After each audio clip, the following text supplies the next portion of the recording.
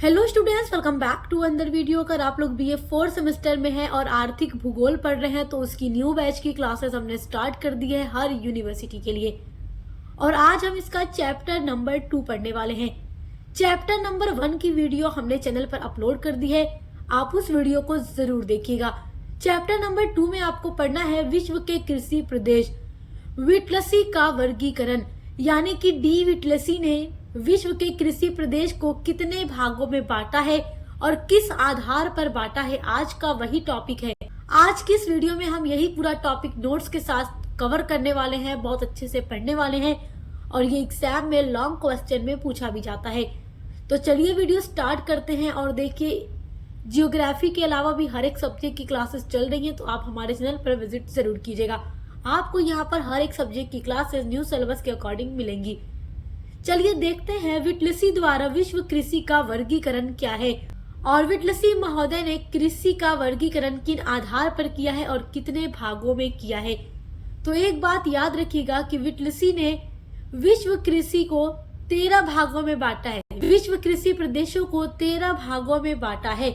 तो चलिए देखिए, विटलसी ने विश्व कृषि क्षेत्र को वर्गीकृत करने के लिए प्राकृतिक और मानवकृत दोनों चरों का उपयोग किया है। प्राकृतिक चरों में आता है मिट्टी, जलवायु, ये सारी चीजें, और मानवकृत यानी कि जो चीजें मनुष्य बनाता है, जैसे कि मशीन हो गई। मशीन कौन बनाता है? मनुष्य ही बनाता है। उसके अलावा श्रम कौन लगाता है? मेहनत कौन करता है? फसलों को उगाने में, पशुपालन करने में मेहनत कौन लगाता है? श्रम कौन लगाता है? मनुष्य लगाता है। तो इन दोनों चरों का प्रयोग करके विटलसी ने विश्व कृषि प्रदेशों को 13 भागों में बांटा है। उनका मानना था कि कृषि का अर्थ है फसल उगाना और पशुपालन करना, यानी कि ये फसल उगाना या पशुपालन करना दोनों को कृषि ही मानते थे, क्योंकि दोनों ही कार्य मिट्टी के प्रकार पर निर्भर करते हैं। अलग अलग प्रदेशों में किस प्रकार से खेती होती है, किस उद्देश्य से होती है, कैसी खेती होती है, किस आधार पर होती है, सारी चीजें विटलसी ने विश्व कृषि का वर्गीकरण करते टाइम बताया है। देखिए, विटलसी ने सन 1936 में विश्व कृषि प्रदेशों को 13 भागों में बांटा था। अब जिन बच्चों का ऑब्जेक्टिव टाइप पेपर होगा वो नोट कर ले कि कब बांटा था, तो 1936 में। और जिन बच्चों का रिटन पेपर होगा तो बिल्कुल जैसे मैंने ये नोट्स तैयार किया है, आपको ऐसे ही अपने आंसर में जाकर लिखना है। हम नोट्स बनाकर वीडियोस इसीलिए बनाते हैं ताकि आपको अपने एग्जाम के लिए आंसर लिखने का पूरा पैटर्न पता चल जाए और आप नोटबुक और पेन लेकर बैठा कीजिए और इम्पोर्टेंट पॉइंट्स को नोट करते रहा कीजिए, और वो नोट्स आपके एग्जाम में काफी ज्यादा काम आएंगे।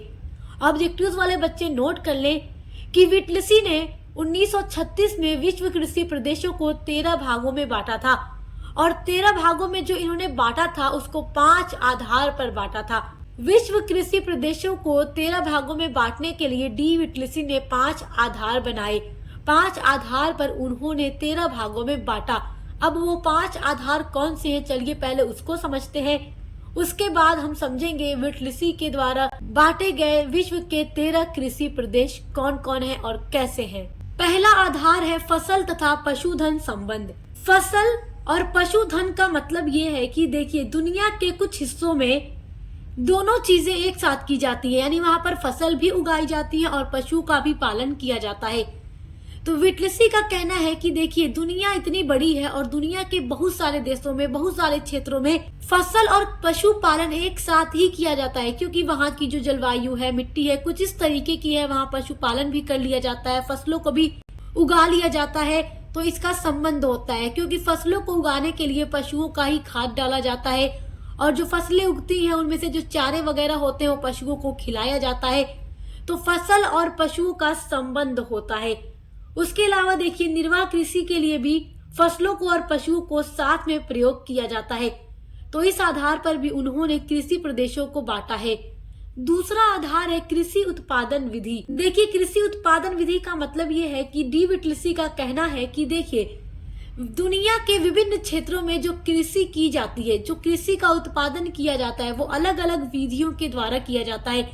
ऐसा नहीं है कि हर जगह पूरी दुनिया में जो खेती की जा रही है वो एक ही विधि से की जा रही है और एक ही प्रकार की खेती की जा रही है। नहीं, ऐसा नहीं होता। हर जगह अलग अलग प्रकार की विधि का प्रयोग करके खेती बाड़ी की जाती है। तो देखिए, कहीं पर ड्राई फार्मिंग हो रही होती है, तो कहीं पर ट्रक फार्मिंग के द्वारा खेती की जाती है, कहीं पर सीढ़ीदार खेतों पर फसलें उगाई जाती हैं और कहीं पर उच्च कोटि की मशीनों का प्रयोग किया जाता है। और कहीं कहीं पर देखिए जो किसान होते हैं वो हाथों की मदद से खुद ही खुरपी वगैरह की सहायता से क्या करते हैं, खेती बाड़ी करते हैं, कृषि फसलों को उगाते हैं। और कहीं कहीं पर टेक्नोलॉजी बहुत ज्यादा होती है, अच्छी अच्छी मशीनों का उपकरण का उपयोग किया जाता है कृषि को करने के लिए। तो इसके आधार पर भी उन्होंने कृषि प्रदेशों को 13 भागों में बांटा है कि कहाँ पर कृषि किस विधि के माध्यम से की जाती है। अब देखिए जो तीसरा आधार डी विटलिसी ने बताया है वो है कृषि भूमि में श्रम, पूंजी और संगठन। तो अब ये तीनों चीजें क्या है बताई है उन्होंने, तो देखिए डी विटलिसी का कहना है कि कृषि करने में श्रम भी लगता है। तो देखिए दुनिया के विभिन्न हिस्सों में जहाँ पर जनसंख्या का घनत्व ज्यादा होता है, जहाँ पर आबादी ज्यादा होती है, तो वहां पर लोग ज्यादा होते हैं, तो वहां पर श्रम के आधार पर खेती की जाती है।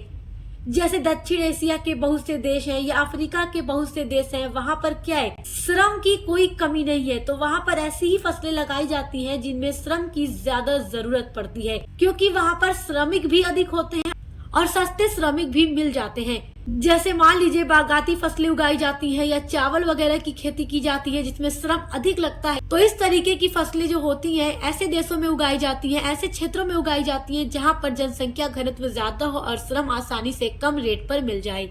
उसके अलावा देखिए कृषि में पूंजी भी लगाई जाती है। अब जो किसान अमीर है, जिनके पास अच्छी खासी पूंजी है, ज्यादा पूंजी है, तो वो खेती करने के लिए क्या लगाते हैं, अच्छे बीज लेकर आते हैं, अच्छे सीड्स को लेकर के आते हैं, अच्छे उर्वरक का प्रयोग करते हैं, अच्छे कीटनाशक का प्रयोग करते हैं और अधिक पूंजी लगाकर वो खेती करते हैं। तो उनकी खेती काफी अच्छी होती है। और ऐसा कहाँ पर होता है, विकसित देशों में होता है। उसके अलावा बात करें संगठन की, तो डी विटलिसी ने संगठन के आधार पर भी कृषि प्रदेशों को बांटा है। देखिए बहुत सारे संगठन भी कृषि के क्षेत्र में बनाए जाते हैं, लोकल स्तर पर भी बनाए जाते हैं, जिससे किसानों को खेती करने में कोई दिक्कत नहीं होती, फसलों को बेचने में दिक्कत नहीं होती, पशुओं को रखने में दिक्कत नहीं होती। और ये जो संगठन होते हैं किसानों की काफी ज्यादा सहायता भी करते हैं फसलों को उगाने में। और जहाँ पर ये संगठन वगैरह नहीं बनाए जाते वहाँ के किसानों को खुद सरवाइव करना पड़ता है, उनके पास फैसिलिटी भी कम होती है। तो डी विटलिसी का ये भी कहना है कि अलग अलग स्थानों पर कहीं संगठन, कहीं पूंजी, कहीं श्रम, इन सब के आधार पर भी खेती की जाती है। अब देखिए चौथा जो आधार उन्होंने बताया है वो है कृषि उपयोग की पद्धति। कृषि उपयोग पद्धति के बारे में उन्होंने बताया कि देखो दुनिया के विभिन्न जो क्षेत्र हैं, अलग अलग जो इलाके हैं, हिस्से हैं, वहाँ पर जिस प्रकार की जो भी खेती की जा रही है उसका उपयोग किस लिए किया जा रहा है, जितनी भी फसलें हैं उसका किस प्रकार से प्रयोग किया जाता है वहां पर। जैसे आप एग्जाम्पल ले सकते हैं अमेरिका का, जहां पर मक्का की फसलें उगाई जाती हैं, जहां पर मक्का मुख्य फसल होती है और उसका प्रयोग वो पशुओं को खिलाने के लिए करते हैं। और बहुत सारे देशों में मक्का इंसान खाते हैं। तो डी विटलिसी का यही कहना है कि जहां पर जो खेती हो रही है वो उसका उपयोग कहाँ पर कर रहे हैं, क्यों कर रहे हैं, कैसे कर रहे हैं। इसके अलावा जो पांचवा आधार उन्होंने बताया है वो है कृषि उपकरण तथा जनजीवन पद्धति। कृषि उपकरण का मतलब ये है कि कृषि को करने के लिए किस प्रकार के उपकरण विभिन्न क्षेत्रों में उपयोग किए जाते हैं। दुनिया के हर देश में जो कृषि हो रही है वहां पर किस प्रकार के उपकरण का प्रयोग करके खेती की जा रही है। देखिए बहुत सारे देश ऐसे होते हैं, जैसे विकसित देश ऐसे होते हैं जिनके पास आधुनिक कृषि उपकरण होते हैं क्योंकि वो काफी उन्नति कर चुके होते हैं, जबकि जो गरीब देश होते हैं उनके पास आधुनिक उपकरण नहीं होते, मशीनें नहीं होती जिनका प्रयोग करके वो खेती को कर सके। तो आधुनिक उपकरण से खेती कहाँ पर की जा रही है, या जहाँ पर ऐसे उपकरण नहीं यूज किए जाते तो वो खेती किस तरीके से करते हैं, तो वो कौन कौन से क्षेत्र हैं या ऐसे क्षेत्र कौन से हैं जहाँ पर कृषि को करने के लिए अच्छे उपकरणों का प्रयोग किया जाता है, आधुनिक उपकरणों का प्रयोग किया जाता है। तो ये भी आधार उन्होंने कृषि करने के लिए बताया है। उसके अलावा है जन जीवन पद्धति, यानी कि दुनिया के विभिन्न हिस्सों में खेती जो की जा रही है उससे किसानों के ऊपर, किसानों के जीवन पर या बाकी लोगों के जीवन पर भी प्रभाव पड़ता है। देखिए जो किसान अमीर होते हैं, जिनके पास पूंजी है, वो अच्छे उपकरणों का प्रयोग करते हैं, टेक्नोलॉजी का प्रयोग करते हैं, अच्छी पूंजी लगाते हैं और कम श्रम लगाते हैं, क्योंकि पैसों से वो अच्छी अच्छी मशीनें खरीद कर खेती करते हैं, श्रम कम लगाते हैं और उनका जीवन स्तर काफी अच्छा होता है। लेकिन जो गरीब किसान होते हैं, जिनके पास छोटे छोटे ही खेत होते हैं और पूंजी कम होती है और वो अपने ही हाथों से खुद श्रम लगा करके क्या करते हैं, खेती करते हैं, तो उनका जीवन स्तर काफी निम्न होता है। तो वो कौन कौन से स्थान है जहाँ पर जीवन स्तर अच्छा होता है, कहाँ पर निम्न होता है, इन 5 आधारों पर विटलिसी ने विश्व कृषि प्रदेशों को 13 भागों में बांटा है। जब मैं आपको 13 भागों के बारे में पढ़ाऊंगी तो आपको ये चीजें और भी ज्यादा क्लियर होंगी, बट उम्मीद कर रही हूँ कि यहाँ तक आप अच्छे से समझ गए होंगे। तो देखिए, उपर्युक्त इन 5 आधारों पर विटलिसी ने विश्व को निम्नलिखित 13 कृषि प्रदेशों में विभक्त किया है या बांटा है, जिसमें पहला कृषि प्रदेश है चलवासी पशुचारण प्रदेश। तो ये कैसा प्रदेश होता है, देखिए, ये ऐसा प्रदेश होता है जहाँ के लोग खाना बदोशी जीवन जीते हैं, यानी वो एक स्थान पर निवास नहीं करते, वो घुमक्कड़ी जीवन जीते हैं एक स्थान से दूसरे स्थान पर। इसमें देखिए कौन कौन से स्थान आते हैं, जैसे दक्षिण पश्चिमी एशिया के कुछ इलाके के लोग हो गए, या मध्य एशिया या पूर्वी अफ्रीका के शुष्क व अर्ध शुष्क क्षेत्र इसमें आते हैं। और इसमें अरब के बद्दू जनजाति या मध्य एशिया में स्टेपी क्षेत्र के किर्गिज, कजाक या टुंड्रा प्रदेश के लैप्स, एस्किमो, ये सारी जनजातियां इसके अंदर आ जाती हैं। और देखिए, ये जो प्रदेश होते हैं, यानी ऐसी जो लोग होते हैं जो इन जगहों पर निवास करते हैं, वहाँ बारिश कम होती है और भूमि जो होती है खेती करने के योग्य नहीं होती, तो ये खेती वगैरह नहीं करते। ये जो भी पशुओं को पालते हैं वो अपने जीवन को निर्वाह करने के लिए पालते हैं, जीवन को गुजारने के लिए पालते हैं। वो गाय, बकरी, भेड़, जो भी चीजें पालते हैं उसके दूध से वो अपना जीवन यापन करते हैं। उनका उद्देश्य क्या है, बेचना नहीं होता, पशु पालन करके उनसे दूध से बनाए वस्तुओं को बेचना नहीं होता, वो अपना जीवन निर्वाह करने के लिए पशु पालन करते हैं। इसीलिए इस अर्थव्यवस्था को जीवन निर्वाह अर्थव्यवस्था या खाना बदोशी अर्थव्यवस्था कहा जाता है। देखिए, यहाँ की जो अधिकांश जनसंख्या होती है वो पानी व चारे की तलाश में पालतू पशुओं के साथ एक स्थान से दूसरे स्थान को स्थानांतरित होती रहती है, यानी कि खाना बदोश होते हैं जो कुछ साल एक जगह पर रहेंगे, फिर जगह बदल लेंगे, दूसरे स्थान पर जाकर बस जाएंगे। तो जो घुमक्कड़ी लोग होते हैं वो पशुओं को पालते हैं और अपने पाले गए पशुओं में इनके कौन कौन से होते हैं, जैसे भेड़, बकरी, ऊंट, गाय, बैल, ये सारे पशु प्रमुख होते हैं। और पशुओं से प्राप्त दूध व मांस इन पशु पालकों का मुख्य भोजन होता है, जबकि पशुओं के चमड़े से वो वस्त्र बनाते हैं, टेंट बनाते हैं या हड्डियों के हथियार बनाते हैं। और जब ये एक स्थान से दूसरे स्थान पर जाते हैं तो सामान को ढोने के लिए भी वो पशुओं का ही उपयोग करते हैं।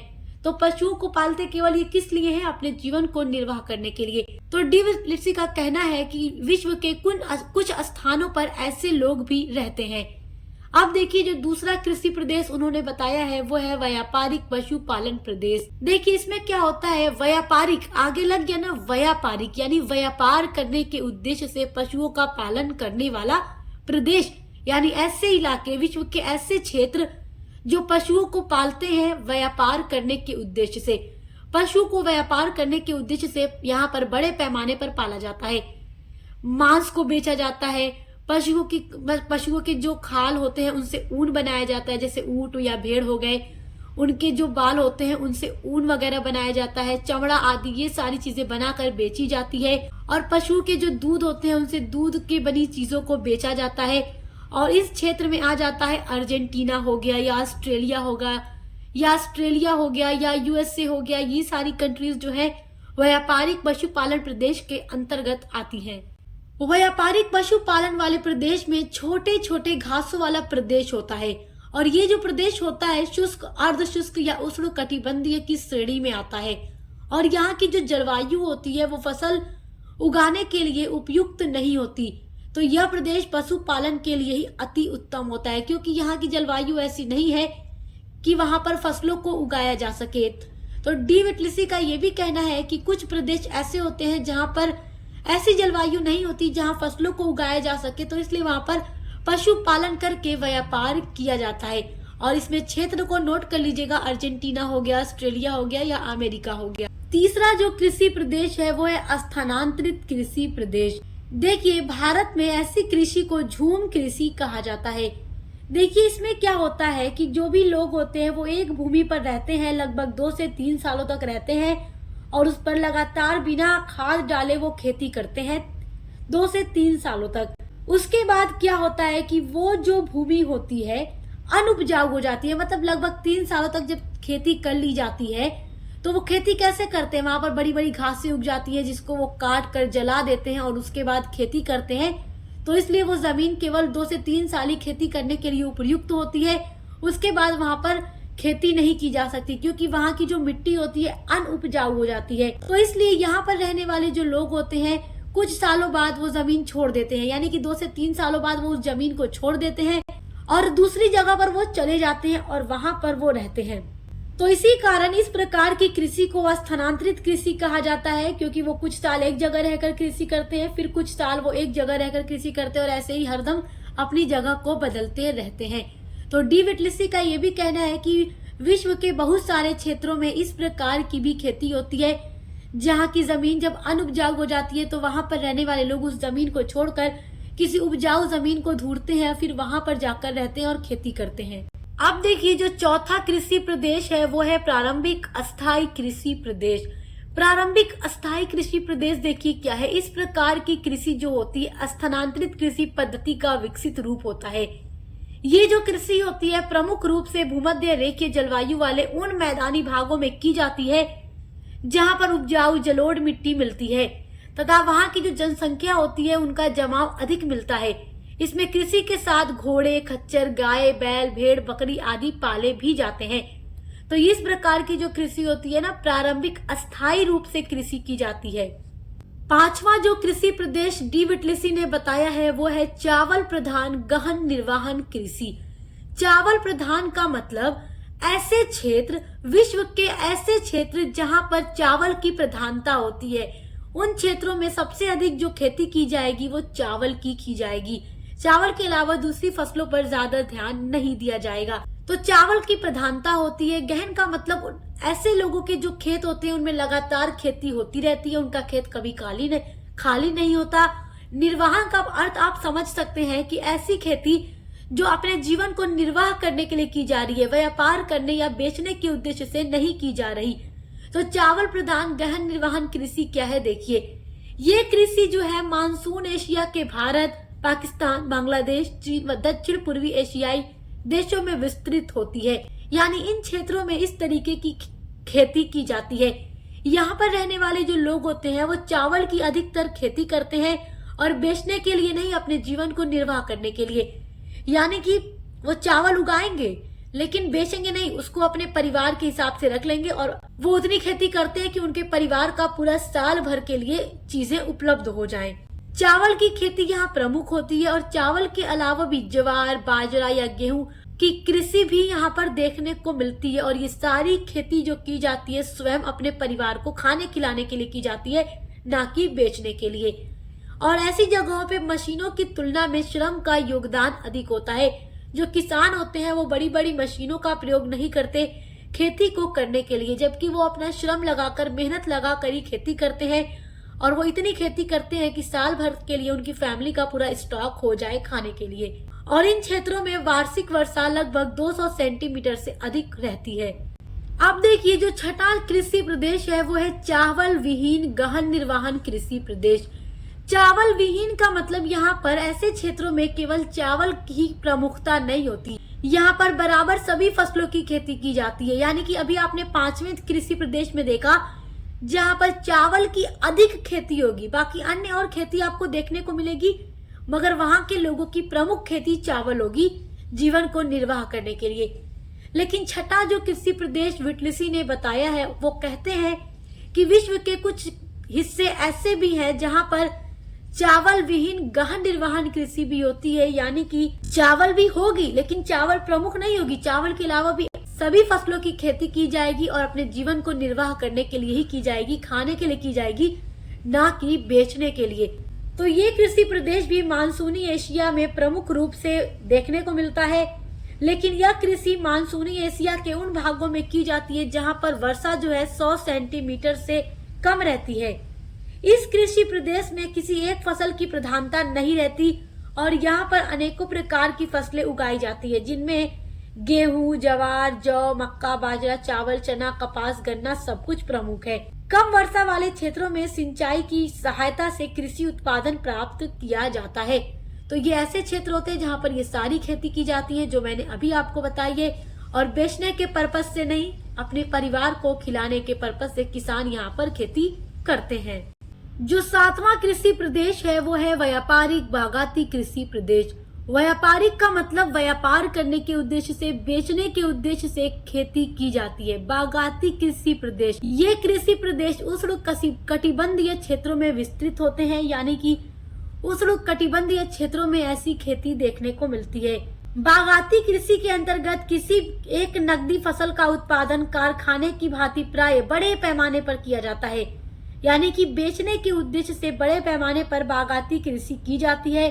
और इन कृषि के अंतर्गत चाय, कहवा, रबड़, कोको, नारियल, मिर्च, मसाले, केला आदि उगाए जाते हैं। तो देखिए, श्रीलंका में चाय की खेती होती है, उसके अलावा कोलंबिया पठार पर कहवा की खेती की जाती है, क्यूबा में गन्ना की खेती की जाती है, पश्चिमी अफ्रीका में कोको और दक्षिणी भारत में रबड़, चाय व नारियल प्रमुख फसलें होती हैं। तो दक्षिण भारत में रबड़, चाय, नारियल की खेती की जाती है और ये सब व्यापार के उद्देश्य से बागाती फसलें की जाती हैं। देखिए, जो 8वां कृषि प्रदेश है वो है भूमध्य सागरीय कृषि प्रदेश। इस कृषि प्रदेश के अंतर्गत जो क्षेत्र आते हैं उनमें प्रमुख है कैलिफोर्निया, ऑस्ट्रेलिया या दक्षिण अफ्रीका। तो देखिए, भूमध्य सागरीय क्षेत्रों में व्यापारिक ढंग की खेती की जाती है। यहाँ पर जो खेती की जाती है वो व्यापार के उद्देश्य से, यानी बेचने के उद्देश्य से की जाती है।